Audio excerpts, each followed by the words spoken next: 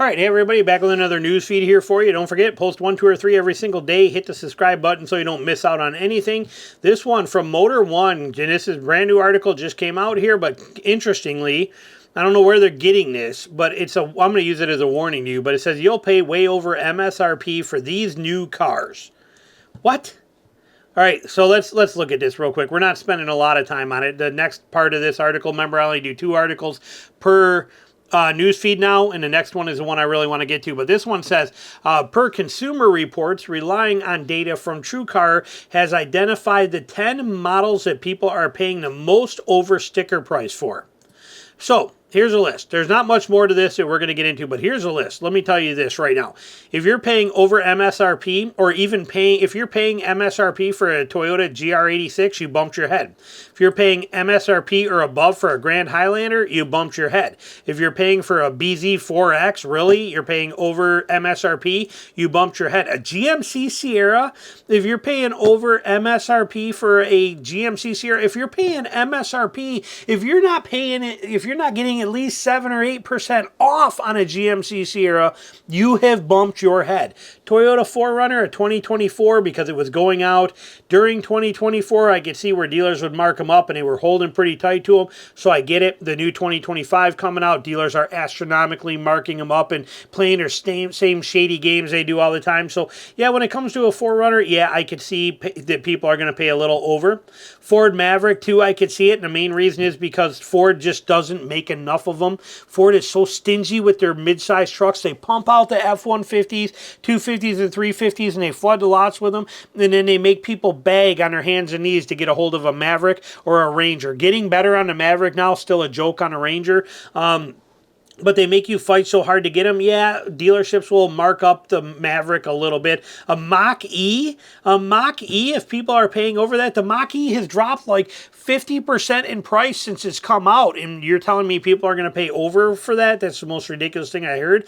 And a Ford F-150. A Ford F-150. Have I not made like 5 videos talking about how I can get $10,000 and $17,000 off on an F-150? And they're trying to say people are paying 8% above MSRP. Ford Bronco Sport. I just did a video on that last year where you could get $12,000 off of a $30,000 Bronco Sport. Okay, I mean, you get it for like $24,000. This is the ridiculous thing. And the same with the Bronco. The Bronco, even a Raptor, you can get like 10 grand off a Raptor. Bronco Raptor. I mean, this stuff is unbelievable, this chart. It's got to be fake. And if they're saying that Consumer Report on data from TrueCar, then Consumer Report and TrueCar have their thumb in their rear end, because they are not, this doesn't make any sense to me at all. And if you are somebody who is thinking about paying this much or overpriced on any vehicle out there today, stop it. There is no reason for a markup on any vehicle, not even a Raptor Ranger anymore, which had astronomical $10,000 markups, because everybody Ford only made like 7 of them. I'm exaggerating, but they made so few, and these dealers would use that to their advantage. Even now, that one you can find them at MSRP. There's no vehicle out there today that an average person or normal person wants to drive that you have got to pay over MSRP for. And if a dealership tells you they do, or that you need to, move on. Find a different dealership. Do not play this stupid over MSRP game, even on a brand new 4Runner. We just did a video on this last week. $5,000 markups on the 2025s before they even come in, and they're already being sold in allocation at $5 grand over. Don't be stupid. Don't pay this stuff, because in 3 months, when the lots are flooded with 2025 4Runners and they're not moving that fast, and I don't mean that they're not good. I'm just saying they're not going to move as fast because there'll be so much supply of them coming, which we know is going to happen. When it does, you'll be able to get them for MSRP or under, just like you can a 2024 Tacoma, like you can a 2023 Sequoia, 2022 Tundra. Any of these things that did this, you can beat this. Don't get caught up in this. Don't play this game. Moving on from there, our next one here. We talked about this before, but it's getting worse. More people owe at least $10,000 on their auto loans than ever before, okay? Millions of people are upside down. Stop it. Millions of people are upside down on their auto loans, and the amount owed are at their highest levels ever. Now, when we did this article 4 months ago, when we talked about this, it was 1 in 5 buyers are underwater. 1 out of 5 were underwater. Now it's 1 out of 4 are underwater on their auto loans, up from 20.4% in 23. Okay, it jumped basically 5% more in 2024 than it did in 2023. Making matters worse, 24.6% of those buyers have negative equity of more than $10,000. It increased by 2.3% since 2023. So not 1 in 4 are upside down, and 1 out of every 4 of them is upside down by 10 grand or more. Let the reality of that sink in. It is ugly. Okay, what's particularly alarming is that Q4 figures that's growing shares of trade-ins are hitting the double-digit mark and thousands of dollars at old, making this cycle far more challenging for consumers to escape. Why? Because they're upside down. They owe 10 grand on this, but they want the new car anyway because they're greedy and they're just like, no, I need a new one. So they're going to buy this one that's already overpriced, and they're going to tack 10 grand more on top of it to carry over from that last one. And it just gets worse, and it's compounding and getting worse and worse for them, and they'll never get out of it. Buyers who were upside down in their trade-ins willingly made their financial situations even worse by adding an additional $159 in monthly payments to the cost of the vehicle to pay off the remaining balance of their last one. You think it's going to get better next time around in 4 years, 3 years, 5 years? Do you think it's going to be okay?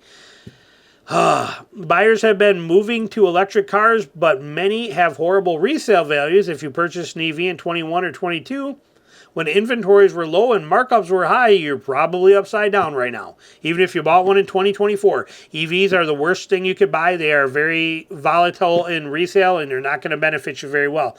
I think Tesla is the exception to that. The best thing you can do is not to get another car and roll over that negative equity into something else. You have to keep the car as long as you can and make those payments regularly. If you're able to pay more to beat the interest as well, it will take you a while, but you have better financial situation because of it. Okay, there's some things in life there's just no way out of. Okay, other than the hard way. You make them. You play stupid games, you win stupid prizes. Whether you did it on purpose or didn't know any better, if you played the stupid game, you win the stupid prizes. There's no two ways about it. And life is not necessarily fair. And if you bought a car and now you're $10,000 up on it, you don't get to just go, I don't know what to do. I got to have this brand new. I got to have the Lincoln Navigator now. I need the Navigator. My friend's got a Navigator. I got to have a Navigator.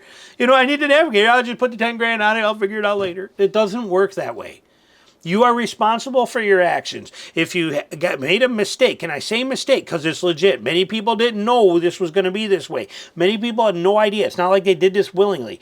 But if you are upside down and you are in trouble, you don't make it worse. You bite the bullet, you dig your feet in, and you stay with it. Either keep riding it out and get it done, or if you got to get rid of it because if it's got a problem, lease the cheapest car you can, and then tack on your 10 grand on top of that so that you can get out of the lease in 2 or 3 years and start with zero, a fresh zero, no delinquency, no negative equity. And in that time, you've paid off your negative equity from a new one. So 3 years from now, you start back at zero, a fresh reset. Something like that will work for you. Or do like they said, keep the vehicle, run it for longer, and get it down to where you can actually walk away from it without having any negative equity. Those are your choices. But many people don't do that. Their attitude is, no, it's me. I need this. I got to have this. I want this. I earned this. I deserve this. I know I can do this. I work 4 hours a week every other week. I know I can make this happen. That's not the right attitude. Right attitude is to solve it the right way. Because if you don't, this will snowball. And the next time you go to get rid of that vehicle, which you're going to tell everybody you're going to keep forever till the wheels fall off, but 4 years later you're going to get rid of it, that vehicle is going to cost you $20,000 in negative equity. Now you're not going to get a loan for it. You're not going to get it. You're going to have no choice. It's going to be ugly. That's also the reason repossessions are at record highs right now. Okay, so you have to find a way to break this cycle if you're upside down. It's okay to be upside down. Most of us are. Most of everybody out there is. But it's what you do next that makes or breaks you. And what you want to do next is continue driving it till you get rid of the negative equity and you can break even. Or you want to get out of it and instead of getting the Lincoln Navigator or something stupid like that, go for the cheapest possible thing you can, where you can drive it for a 2 or 3 year lease, and in that time, so now you got a $200 or $300 lease payment. You can also take your $300 or $400 negative equity amount you need per month, put it together, pay that $500 or $600 on that thing for the next 2 years, walk away zero. You know, recapped, restart, refresh, ready to go, reset button pushed. Let me know your comments down below. Thanks for watching.